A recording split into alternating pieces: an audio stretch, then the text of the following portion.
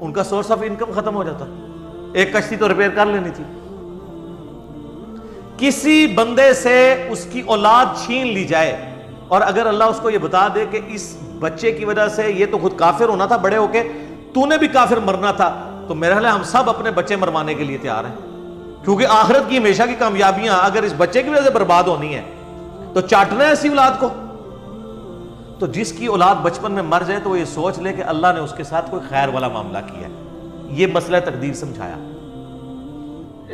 اور تیسرا جو واقعہ تھا وہ دیوار والا, اس کے اندر اللہ تعالیٰ نے یہ بات سمجھائی کہ اگر کوئی شخص بچپن میں یتیم ہو گیا ہے اور مفلسی کی زندگی گزار رہا ہے, اللہ تبارک و تعالیٰ اس کے لیے اسپیشل پروٹیکشن کرے گا, اس کو کمپنسیٹ ضرور کرے گا.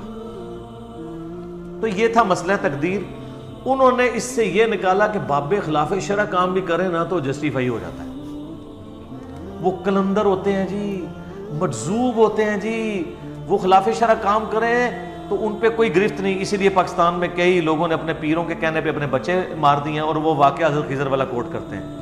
بے خضر علیہ السلام والا جو واقعہ ہے وہ تو قرآن میں آیا کہ وہ اللہ نے ان کو کہا تھا, یہ کس پیر کی ڈیوٹی اللہ نے لگائی ہے کہ ملک موت کا اسسٹنٹ بن کے لوگوں کی جان نکالے, اس میں تو قتل کا مقدمہ چڑھے گا.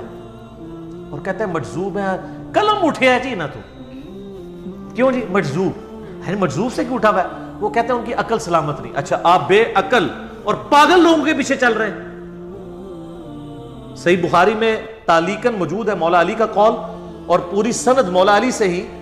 سنن ابن ماجہ کے اندر ہے کہ نبی علیہ السلام نے فرمایا کہ 3 لوگوں سے اللہ نے شریعت کا قلم اٹھا لیا ہے.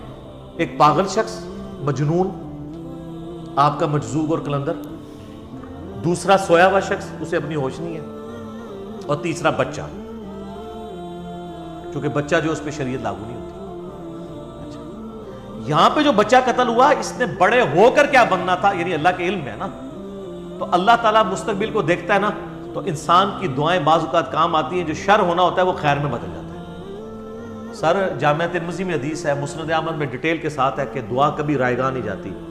جب تم دعا کرتے ہو نا اللہ سے, تو جو مانگا یا تو وہی مل جائے گا, یا اللہ تعالیٰ اس کے بدلے کوئی اور نعم البدل دے دے گا, کوئی مصیبت ٹال دے گا یا اس سے بہتر چیز. اور اگر یہ بھی نہ ہوا تو قیامت کے دن کے لیے سٹور ہو جائے گی دعا, اس کے اگینسٹ اللہ تعالیٰ اجر عطا فرما دے گا. دعا تو جاتی ہی نہیں کہیں پہ, ضائع ہی نہیں ہوتی.